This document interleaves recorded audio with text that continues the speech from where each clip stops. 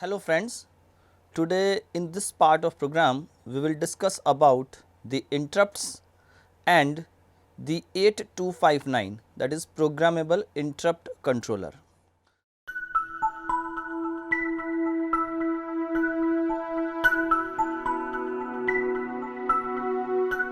Now let us start with the introduction to interrupt. What the interrupt is? There are two separate terms, that is interrupt and stop. Stop means the process has ended, whereas interrupt means the process has been suspended for some duration. Now let us see the definition of interrupt. Interrupt is an event which informs the CPU that its service is needed, or we can say it is an asynchronous mode of communication with microprocessor. The sources of interrupts may be some internal fault, due to software, due to some external hardware. Now, the interrupt may be a maskable or non-maskable. Maskable means it can be programmed, that means it can be allowed, may not be allowed, whereas non-maskable means it cannot be controlled. If this interrupt occurs, it has to be serviced. Then again another example of interrupt is reset. The basic procedure for processing the interrupt is, whenever an interrupt is executed, the microprocessor finishes the executing its current instruction. If the processor is executing certain instruction and the interrupt occurs, first of all microprocessor completes the current instruction which it is executing. Then it saves or push the flag register, the IP, that is instruction pointer, and CS register, that is code segment register, in the stack. After that it goes to fixed the memory location. It reads the address of the associated ISR. ISR is the interrupt service subroutine. That means whenever an interrupt occurs, it has some task which is associated with it. This task is defined in its ISR. Then jumps to that address and executes the ISR. That means the service is given to the interrupt service routine. After that, pull the flag register, the CS colon IP register back from the stack and continues the executing the previous job if it was running some normal process. Now let us see the 8086 hardware interrupts pins. The first of all is INTR pin. It is known as the interrupt request line. It is the input signal to the CPU. If it is activated, the CPU will finish the current instruction and respond with the interrupt acknowledge operation. Whenever an interrupt request is sent to the microprocessor, it receives the interrupt request, and in response to this interrupt request, it generates back a acknowledgement signal. Can be masked, interrupt may be masked, thus it will be ignored through the instructions, that is CLI and STI. CLI stands for clear the interrupt flag and STI is the set the interrupt flag. Then another pin for interrupt is NMI. This is known as the non-maskable interrupt. It is again a input signal, cannot be masked or unmasked through CLI or STI, means it has no control. If an interrupt occurs over NMI line, it has to be serviced. The example for this is the power failure or a memory error. Then the next pin is INTA. It is known as the interrupt acknowledge line. This is the acknowledgement to the interrupt received by the microprocessor. Obviously, it is a output signal. Now let us see the interrupt flag. If the interrupt flag, which is actually a flag present in the flag register of 8086 at position D9, it is used to mask any hardware interrupt that may come in from the INTR pin. If IF is 0, all the hardware interrupt requests through INTR are masked, means they will not be provided service. This has no effect on interrupt coming from the NMI pin or INTN instruction. CLI sets IF to 0 and STI sets IF to 1. Now there is an important instruction, that is INTN, and there is a relation with ISR. N is nothing but the number of interrupt, like we may have interrupts from 00 to FFH. There may be an instruction that is INT00, there may be an instruction that is INTFF. So we can say there are totally 256 interrupts which can be generated by INTN. To calculate the location, we multiply the n by 4. In the address 4n, the offset address, the ISR is found. For example, Intel has set aside INT2 for NMI interrupt.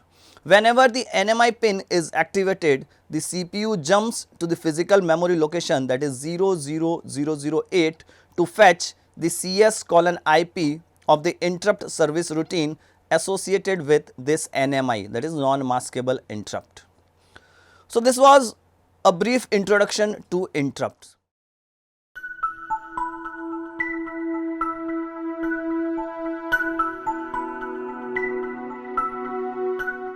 Now let us see the PIC, that is 8259, known as the programmable interrupt controller. This 8259 is a programmable interrupt controller used to handle the interrupts, or we can say used to handle the multiple interrupts. It is a tool for managing the interrupt requests. The 8259 is a very flexible peripheral controller chip. PIC can deal with up to 64 interrupt inputs.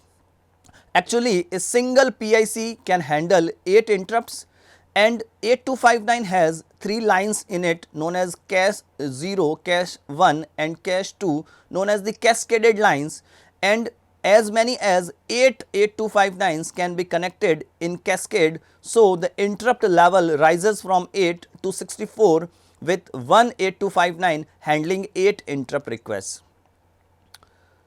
The interrupts can be masked. The various priority schemes can also be programmed, means we can have variety of interrupt priority levels which can be decided by the control words of the 8259. Originally, it is available as a separate IC in case of PCXT. Later, the functionality of this PIC was available on motherboard chipsets. In some of the modern processors, the functionality of PIC is provided inbuilt. Now let us see the pin description of 8259. It has 8-bit bidirectional data bus, one address line is needed. PIC has 2 control registers to be programmed. We can have them as 2 output ports or 2 memory locations. These 2 control words are ICWs and OCWs, that is initialization command words and operational command words. The direction of the data flow is controlled by the read and write signals. CS, that is chip select, is usually connected to the output of address decoder. The interrupt requests are output on INT, which is connected to the INTR of the processor. The interrupt acknowledgement is received through INTA. The 8259 has 8 interrupt requests which are represented as IR0 to IR7, which allow 8 separate interrupt requests to be input to the PIC. The SP/EN is equal to 1 for master mode and SP/EN is 0 for slave. That means when we use more than one 8259, we work in slave mode, and if we are using a single 8259, we are using the master mode. The cache 0 to cache 1 input output pins are used when more than one PIC are to be cascaded. Now let us see the block diagram or the internal architecture of 8259. It has the main components as the control logic, the interrupt request register, that is IRR, then there is a priority resolver, then there is a in service register ISR, then there is a interrupt mask register IMR. It has data bus buffer, its own read write logic and cascade buffer or comparator. Now let us have a brief introduction to this block diagram. The interrupt request register receives the interrupt request externally. It has 8 interrupt request lines represented as IR0 to IR7. Out of these 8 requests, the interrupt with the highest priority is selected by the priority resolver and then it is sent for the service. The interrupt mask register has the masked interrupts which cannot be serviced even if they are requested from outside. After this interrupt service register, the interrupt is sent to the microprocessor over INT line. The acknowledgement is received back through INTA bar, that is interrupt acknowledgement line. The data buffer is used for data transmission. The read write logic is used for writing the data or reading the data. The cascade buffer or comparator is used for cascading the multiple 8259s with each other. Now, this is the diagram which is showing the cascading of more than one 8259. Here we can clearly see the cache 0, cache 1 and cache 2 line of the master 8259 is connected to cache 0, cache 1 and cache 2 line of the slave 8259. So, the interrupt level has been raised to 16 interrupt levels. Now, let us see the basic operation of PIC, that is 8259. The PIC is to be initialized and programmed to control its operations. The operation in simple word means when an interrupt occurs, the PIC determines the highest priority, activates the processor via INTR input and send the type number on the data bus when the processor acknowledges the interrupt. Next comes the priority. What is used in PC is fully nested mode, that is the lowest number interrupt request IRQ input has the highest priority, that is IR0 has the highest priority. Lower priority interrupt will be forwarded to the processor until the higher priority interrupts have been serviced.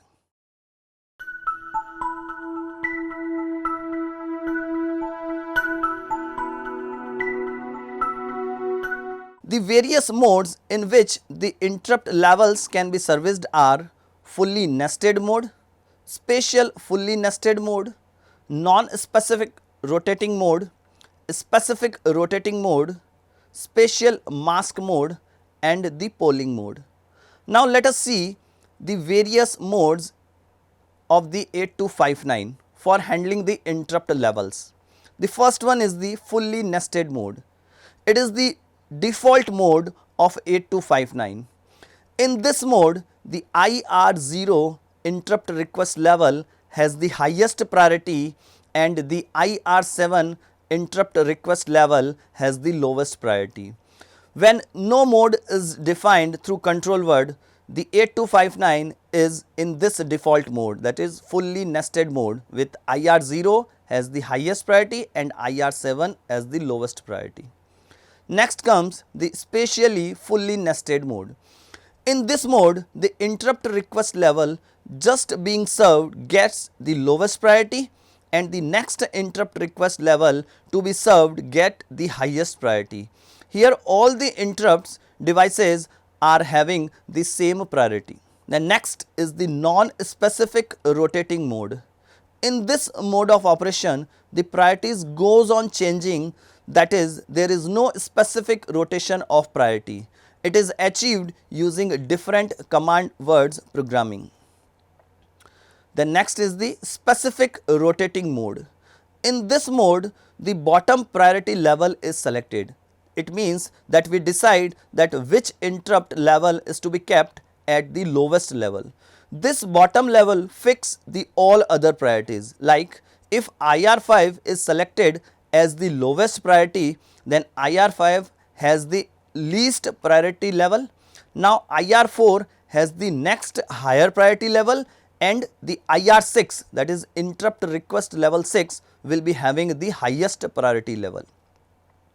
After this, the another mode is spatial mask mode. In this mode of operation, particular interrupt level is masked, and once this interrupt level is masked, this interrupt level can't be serviced. Then the last is the polling mode. In poll mode of operation, the INT output of 8259 is neglected through though it works normally. Now, on the one hand we are saying that INT output is neglected, on the another hand we are saying that it works normally. Now, how it is possible? The poll mode is entered by setting the P bit equals to 1 in OCW3. This OCW3 is nothing but the output command word 3. Once the P bit is set to 1, we are in the poll mode. The 8259 is polled using the software execution by the microprocessor instead of the request on INT line. That means now the interrupt request is not served through INT line, and instead the overall process is governed by instructions which are given through microprocessor.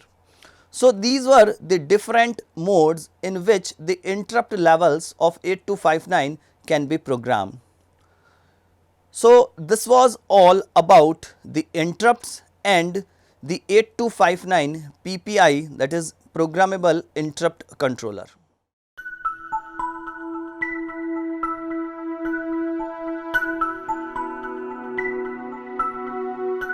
So, after having the knowledge of the various modes of 8259 interrupt level handling, now let us see the steps once again. The interrupt process is again summarized, or we can say we are discussing it again. First of all, the interrupt occurs, then this interrupt is received by IRR, that is interrupt request register. Third comes the priority resolver, which decides the priority of the interrupt, means that if multiple interrupts are occurring, which interrupts is to be serviced first. The fourth point is the interrupt with higher priority is sent for the service to the ISR, that is interrupt service register. Now, next there is a acknowledgement signal which is generated by the processor on receiving the interrupt. In total, there are 3 acknowledgement signal. First for the interrupt or its code, then second acknowledgement for the address or the lower address of the interrupt service routine, and third acknowledgement for again the higher address of the ISR. Next, the current condition of the flag register, the code segment and the instruction pointer are stored on the stack, as these will be required when the ISR is completed and the microprocessor has to go back to the normal execution. Next, the control transfer. Now, the control is transferred to ISR, that is interrupt service routine.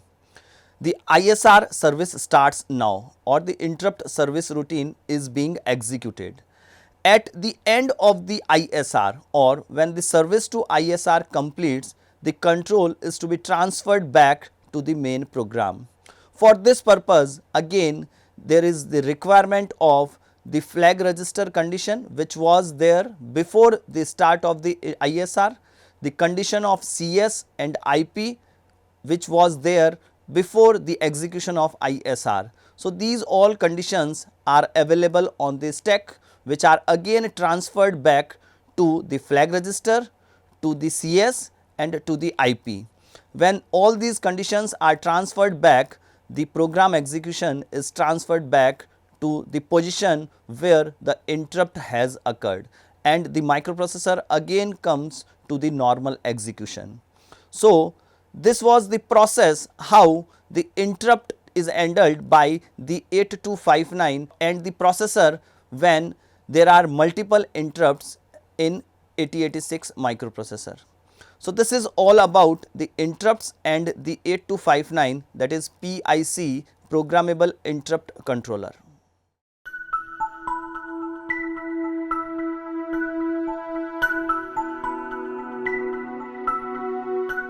Today in this part of program we have discussed about the interrupts and the 8259, that is programmable interrupt controller.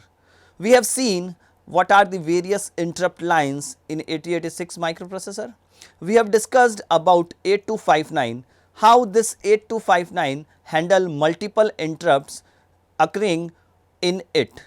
we have seen that there are various modes of handling these interrupt levels.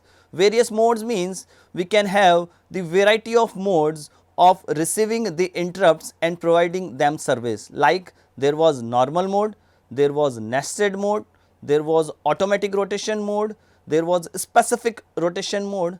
I hope you all must have enjoyed the session. Thank you.